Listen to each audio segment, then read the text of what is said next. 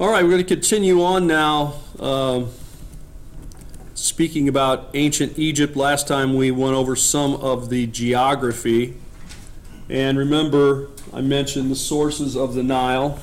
One of the things that I mentioned was the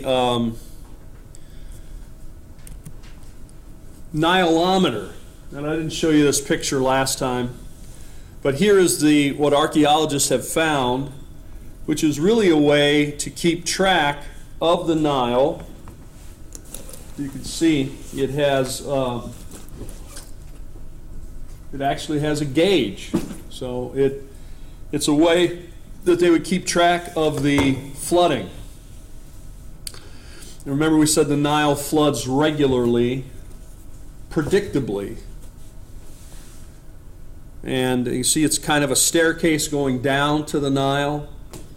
And then on the way up, there's sort of slots where you can stick a stone or whatever in. This is how high it got. And then they would send messages up and down the Nile telling about the level of the water.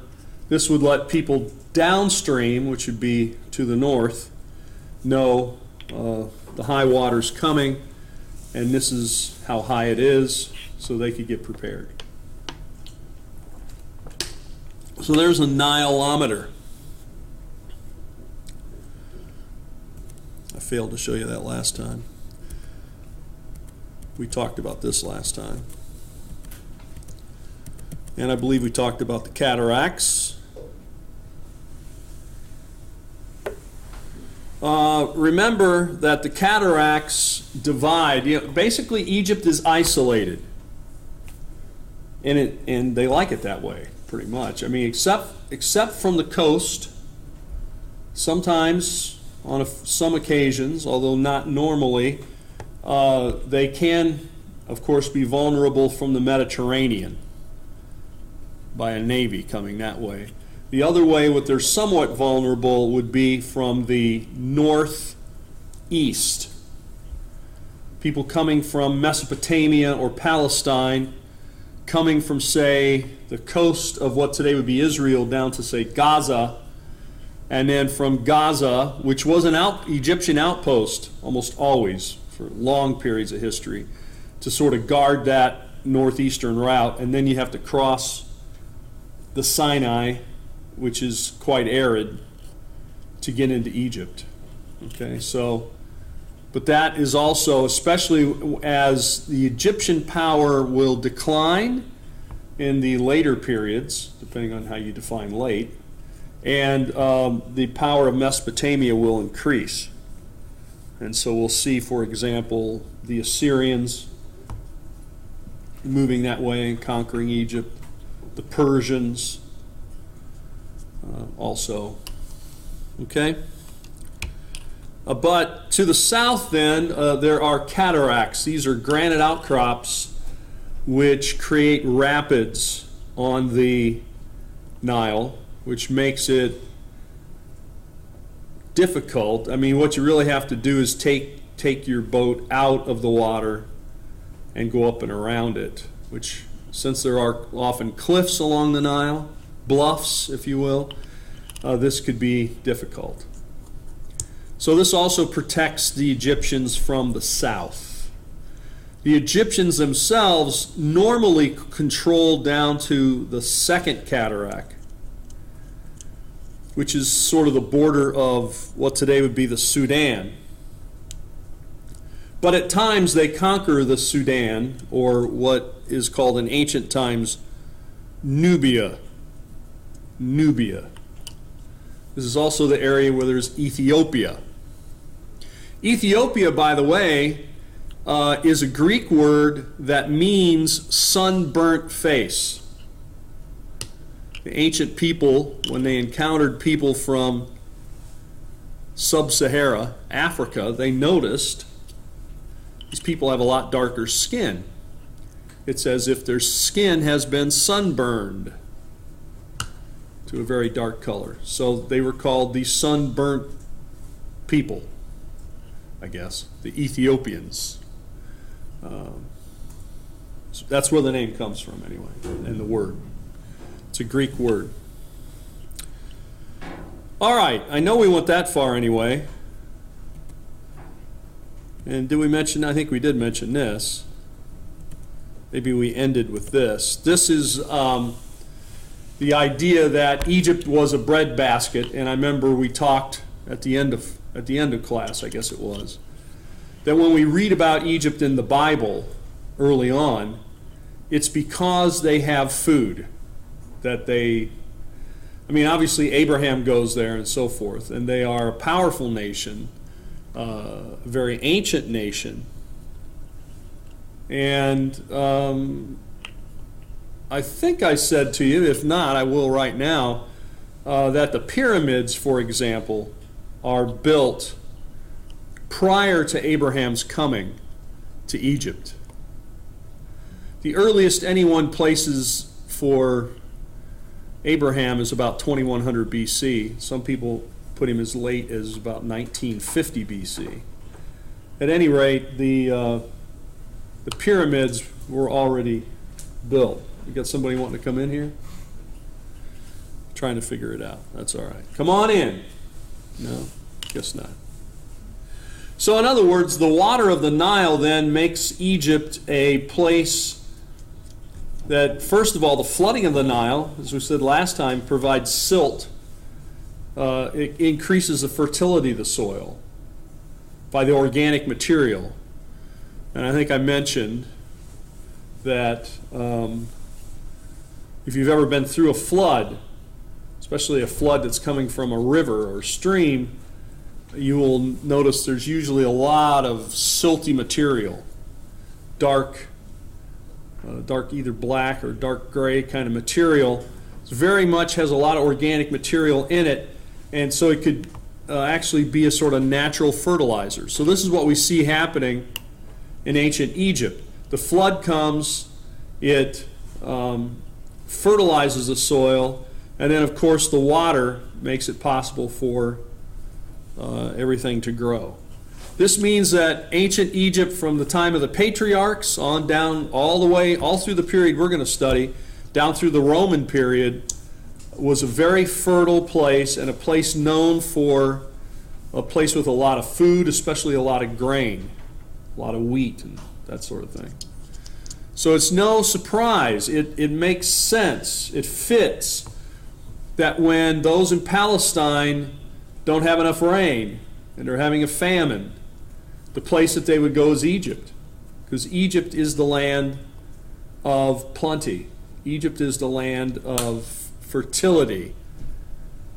In fact, though, the scene of the Nile, this was sort of the view that people had of sort of paradise or whatever, and even later on in Roman, Greco-Roman and Byzantine mosaic floors and things would show scenes from the Nile with its exotic animals and its green lushness, and of course its abundance of food. So it becomes a kind of a symbol of plenty. Okay? Now, one thing I probably should mention here, even though we're studying ancient Egypt, but I should study, at least mention something that happens in more modern times, in the 20th century. In the 1950s, the ruler of Egypt was named Gamal Nasser. Nasser ruled Egypt as technically he's the president, but practically he's a dictator. In other words, he's president for life, which I guess is a good job if you can get it. And he has all kinds of dreams and aspirations for how powerful Egypt can become and how powerful he can become, and he would like to spread his power and the power of Egypt. And so he begins with discussions with Syria and other Arab nations to create a sort of pan-Arab coalition, pan-Arab, even United States, United Nations of Arabs, which of course he would run. Now, when he comes to power and he overthrows the king, and again, this is a lot of history we are not necessarily covering, but it affects the archaeology and the history. He overthrows King Farouk, and in so doing, then he takes power. Now, the United States was a little nervous about Nasser, his ambitions, as well as his political views, did not match well with the U.S. in post-World War II Cold War.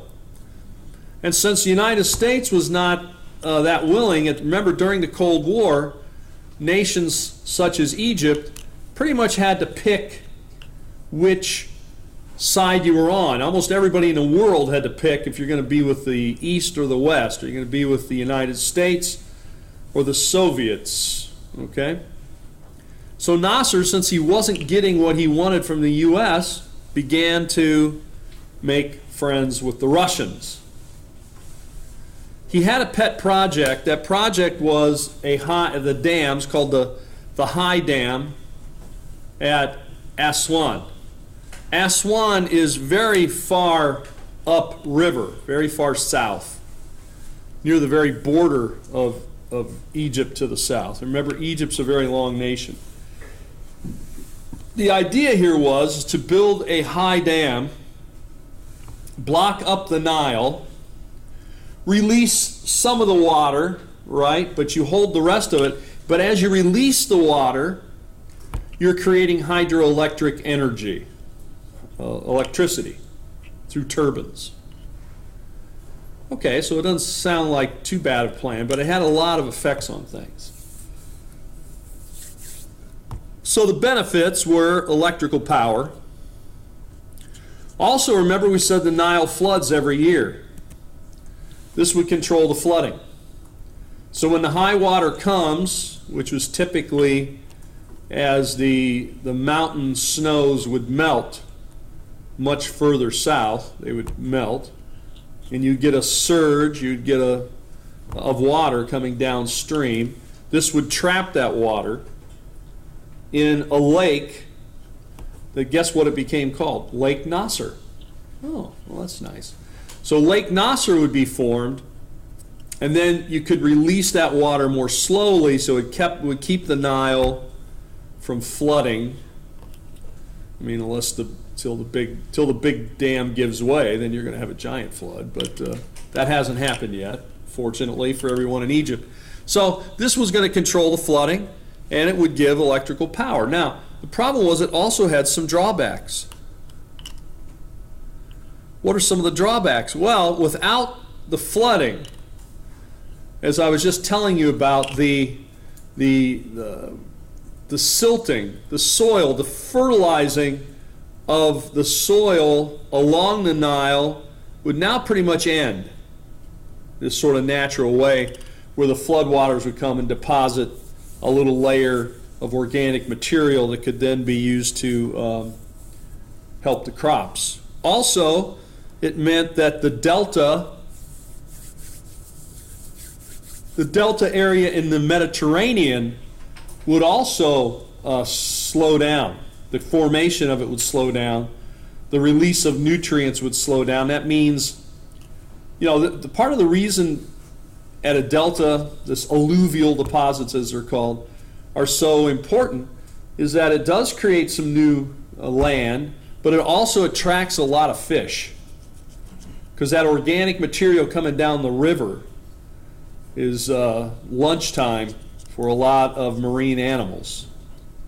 Okay?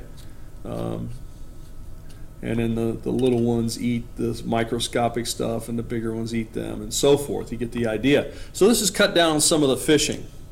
Now another problem which was not anticipated is a process known as salinization. Any idea what salinization is? Water becoming salty?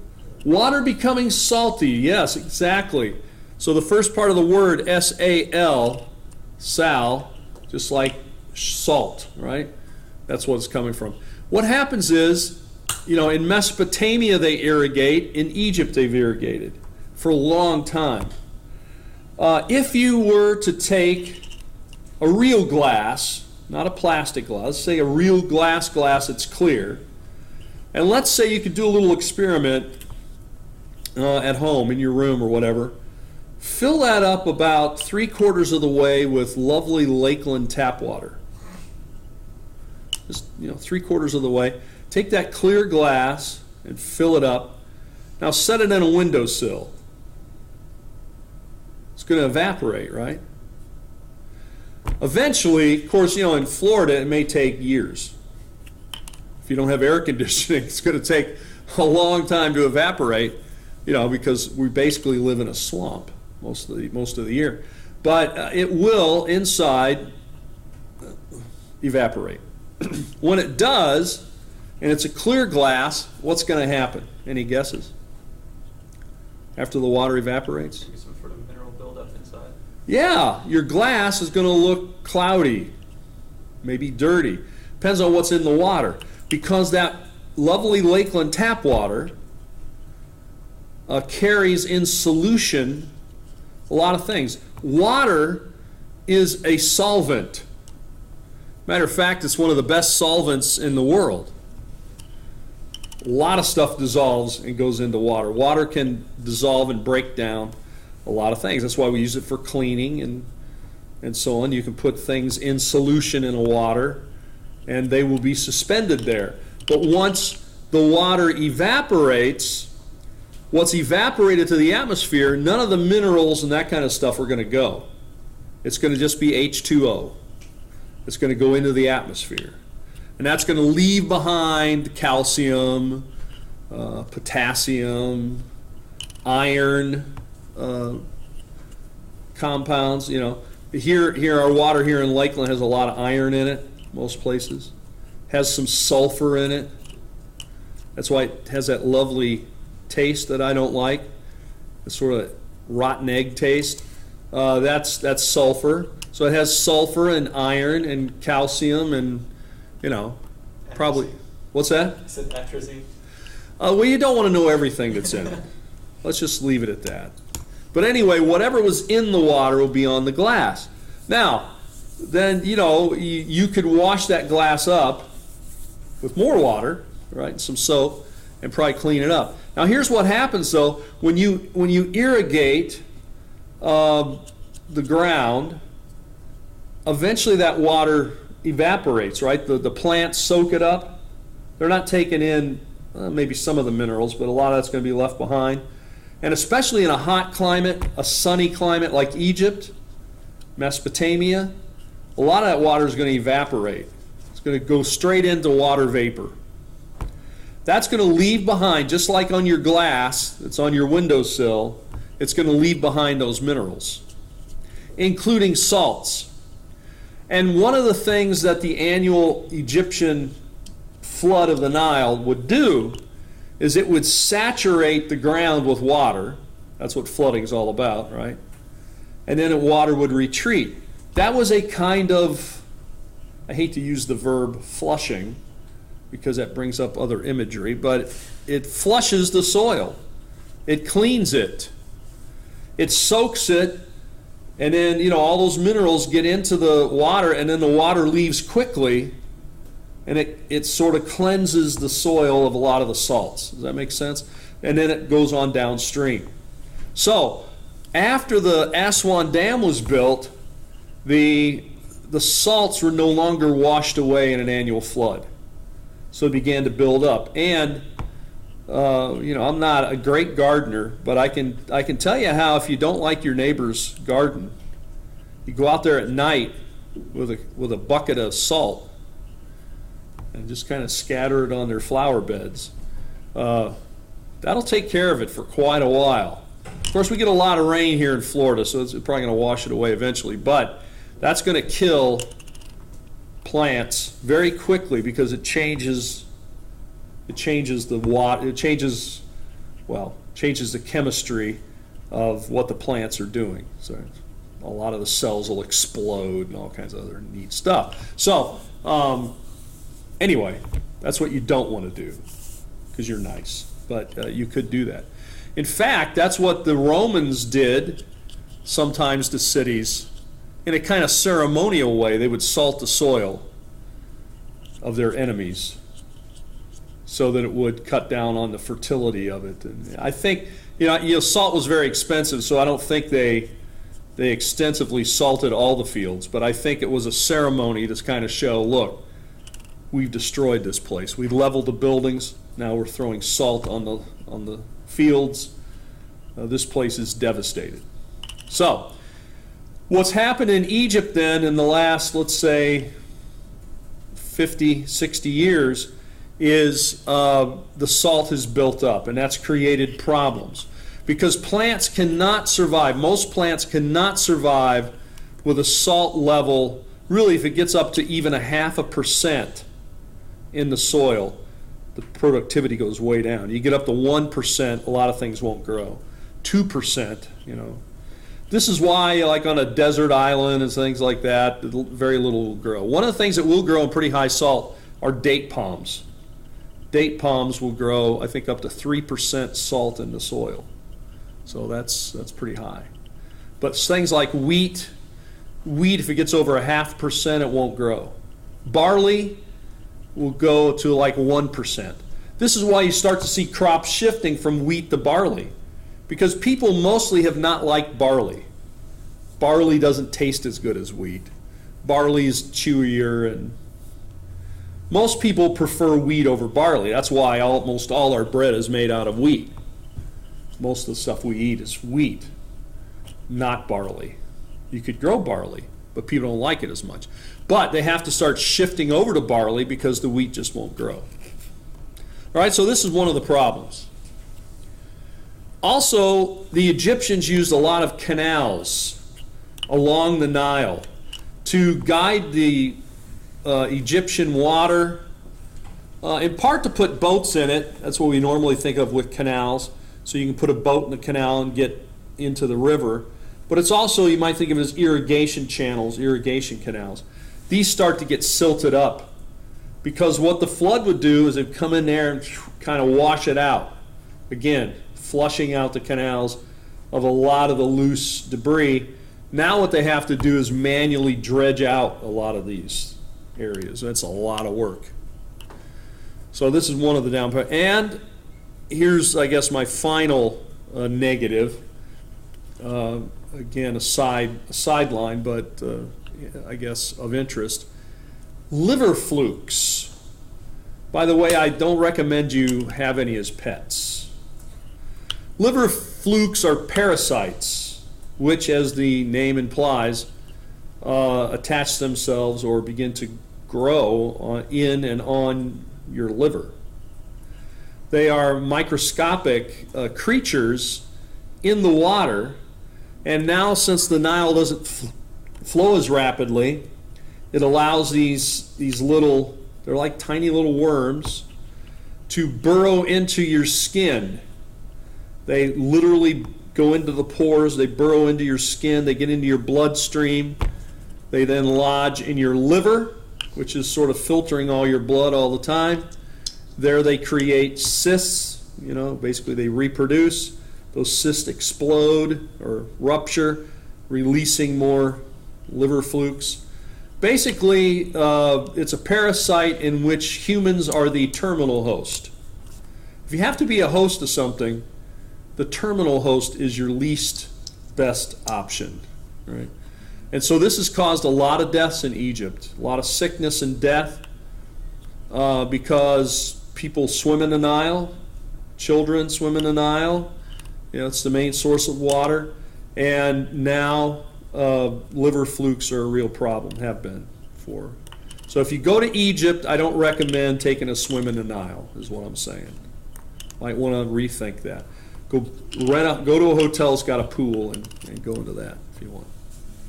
All right, so these, maybe just a little, it affects the history of Egypt because the flooding of the Aswan Dam will actually flood a lot of archaeological sites.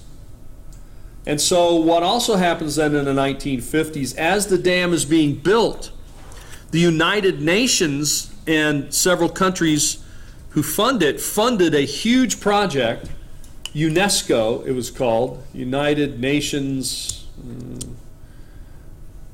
it's about resources, natural resources, cultural resources. The United Nations will fund a huge project in the 50s and early 60s to try to rescue or salvage what they can from the area that's going to be flooded. And now it's been flooded, for 60 years. So I guess you could try to dive down there and look at stuff, but you're not going to be able to see it. So they actually moved, like Abu Simbel. I don't know if anybody's picked that as their site, but if somebody picks Abu Simbel as the site to do, which is a fascinating site, they actually had to take it and they had to cut it out of its original place, cut these huge statues, and then they lifted it and they put it up on the bank of the lake in the same setting, so that I think a lot of people who visit there today don't even know that this is not the original place for it.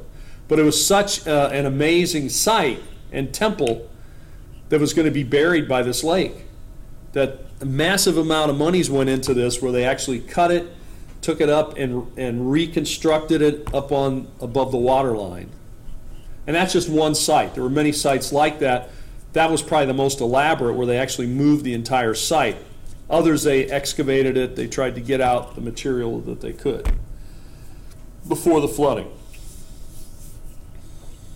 And of course, then it affects the rest of Egyptian sites as well. So this is why I take the time to mention it.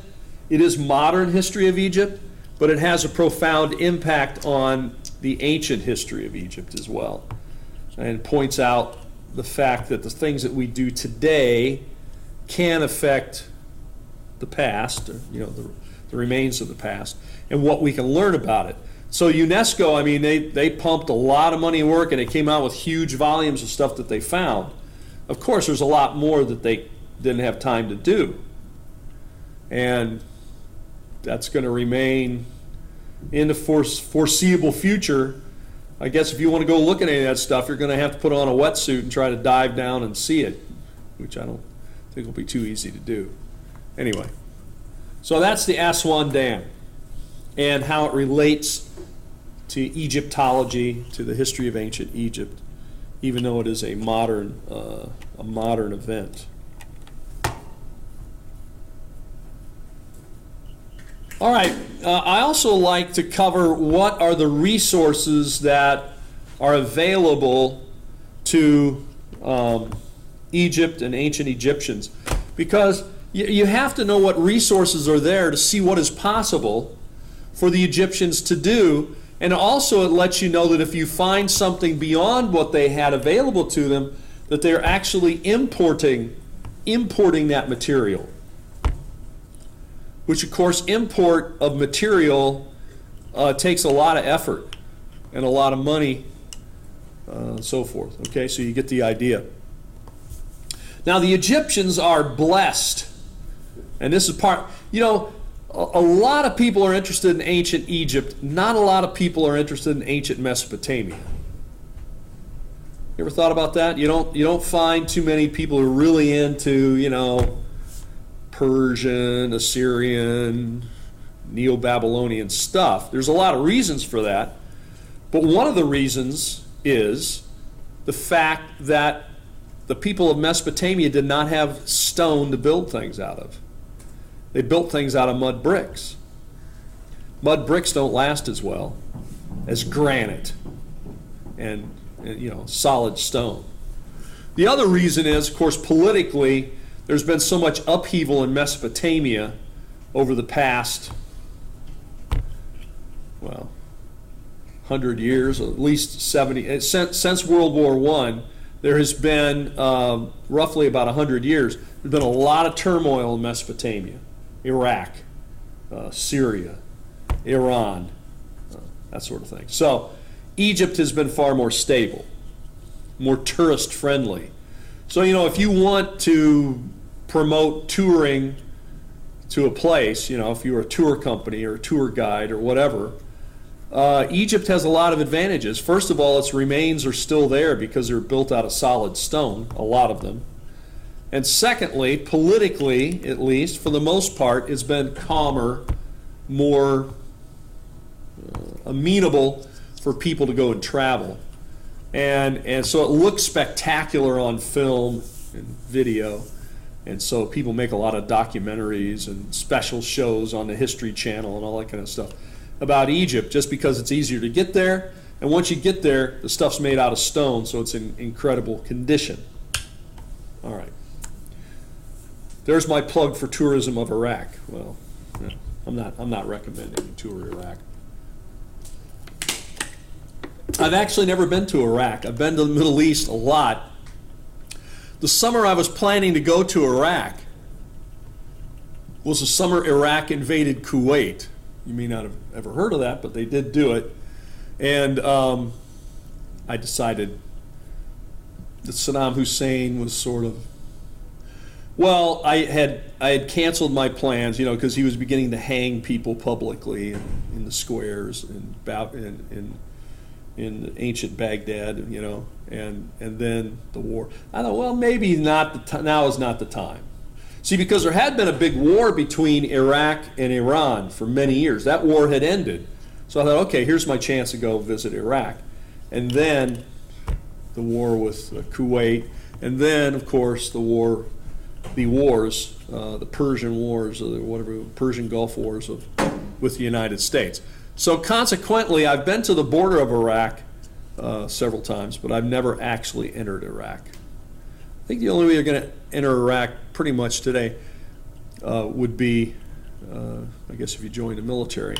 Although over the summer, I don't know if you saw any of this, but I was contacted by a reporter, and she wanted me to look at a lot of stuff that she had seen in northern Syria. She travels all over the Middle East, so she goes to Iraq and stuff. But she went to Syria, and ISIS had just left that area. They'd been forced out. And the local people there had found some underground churches, literally underground, in caves. And they showed them to her, and she took pictures of it, and she was writing an article about it. So she wanted me to comment and explain what I could about it. And so I did. And then I was getting ready to go to Israel to excavate this past summer. So I thought, well, maybe I could go visit these churches just to look at them for myself. And so I asked the reporter, how did you get there? Did you come from Turkey? Did you go from Turkey and go across to Syria? She goes, oh, no, you can't do that. That's like militarized.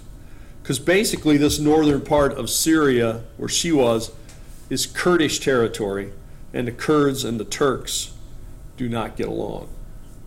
She said, well, she goes, the only way, the way to get here is you got to fly into Iraq. Then you'd have to hire a private vehicle to drive you through Iraq and then into Syria, northern Syria. And then I could give you my contact as to where the village is and the people I talk to, and you could go see these things. And then to get back, you'd have to do the same thing. I decided maybe I wasn't going to do that. So consequently, I still haven't been to Iraq. I've been to Syria several times, but not lately. Both places seem like maybe I shouldn't go there right now, especially just to kind of see these churches. I mean, I didn't have a pressing concern, right? Well, anyway, stone. The Egyptians, see, you guys get me off the track all the time. Stone is what the Egyptians have. The Mesopotamians don't. They use mud bricks. Now, of course, sometimes the Egyptians use mud bricks too. But for their big, monumental temples and buildings and things, they use stone, cut stone. And they have a lot of it. One of the beautiful stones they have is sandstone that's of a red color. It's kind of a dark red sandstone. It's called Nubian sandstone. So we've mentioned Abu Simbel before, but Abu Simbel is carved out of that Nubian sandstone. They have granite. Remember we talked about the Aswan Dam. In the area of Aswan, there are large deposits, outcrops of granite known as Aswan granite. It's a pinkish, it has a pinkish color. You know, granite has 3 minerals in it. You didn't think it was going to be a geology class. But, so, you know, I'm interested in a lot of things. Biology, geology, and so forth. So granite is made up of potassium. It's made up of feldspar. It's made up of quartz and made up of mica. 3 things. And by the mixture of that and which kind of feldspar it has, in this case potassium feldspar, it has a pinkish color. And that's usually the lion's share of it is that. So Aswan granite is very recognizable once you have seen it, notice it. It's a pinkish, it's a beautiful granite. And it was actually transported around the Mediterranean, you know, to Palestine and Greece and other places. So this is what they carved a lot of their obelisks and statues out of. They also have limestone, a lot of limestone. The pyramids, the great pyramids of the Giza Plateau, are made out of limestone. People are always trying to figure out how the pyramids were made. I remember reading an article a few years ago where the guy said, well, he knew how they made the pyramids. They had made it out of a very ancient form of concrete. The Egyptians had somehow figured out a way to make concrete, and therefore they could carry the liquid concrete up and pour it into a form. I don't know. Anyway, this was his idea. I don't know where he got it from. But, you know, the pyramids are not made out of a concrete. They're made out of limestone. Where the limestone come from is not a mystery. There are quarries along the Nile. The blocks were cut, they were put on the barges were then floated to the Giza Plateau. Now, cutting the blocks is not easy. Getting them down to getting them on a barge, not easy. Getting them off the barge and up to where you need them to build them into a pyramid, not easy. But not impossible. You don't need aliens floating them there. You don't need concrete. It can be done. It was done. And those pyramids were the tallest man-made structures until the 20th century. And they're one of the 7 wonders of the ancient world. They're one of the 7 wonders of the modern world. They're the only ancient wonder to survive to modern day, pretty much, has been the pyramids. So, but they're made out of limestone. And so the Egyptians had a wealth of stone material they could use to make into buildings, statues, columns, obelisks, and so forth. What other natural resources do they have? They have mineral wealth. The Egyptians themselves did not have gold. There is no gold supply in Egypt, in ancient Egypt. However, Nubia had gold. This explains part of the attraction that the Egyptians had to ancient Nubia was gold. People like gold. Right? They like it. It's pretty. Right? It's shiny. It's gold. And it has value. So gold has been around and been a commodity that people have wanted for millennia. And I don't expect it to end anytime soon. Right? People still want gold. Now sometimes they're using it for some industrial purposes, but mostly they're just using it because it's pretty. Right? To make a chain, to make jewelry. Some people stick it in their teeth. You know, I'm going to get some grill work done. They can get all gold with diamonds embedded. No? People don't do the grill work anymore. Well, anyway, that's what it is. Now, there's gold there. There is copper. Copper is actually from the Sinai. Copper is a very important commodity industrially speaking, it's not so much to wear it, it's not as pretty. Part of the reason gold is preferred over copper is it's more rare, but also it doesn't corrode. Gold does not corrode. If you've got good gold, it's going to stay looking gold and looking shiny. If you've got a piece of copper, it's going to begin to mix with the moisture in the air. It's going to corrode. It's going to get green. Instead of being that copper color, it'll start to turn green. That happens as well. But copper is very important in making other alloyed metals. Anybody know what kind of metal?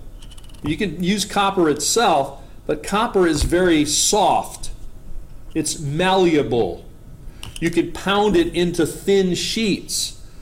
This is why we use copper for tubing, for water and other things. We use copper for wires because you can stretch it out and it carries a charge very well. Better than aluminum, by the way, although aluminum has kind of replaced it because copper is so expensive. But what else was copper used for to make as part of an alloy? An alloy is a mixture of at least two metals.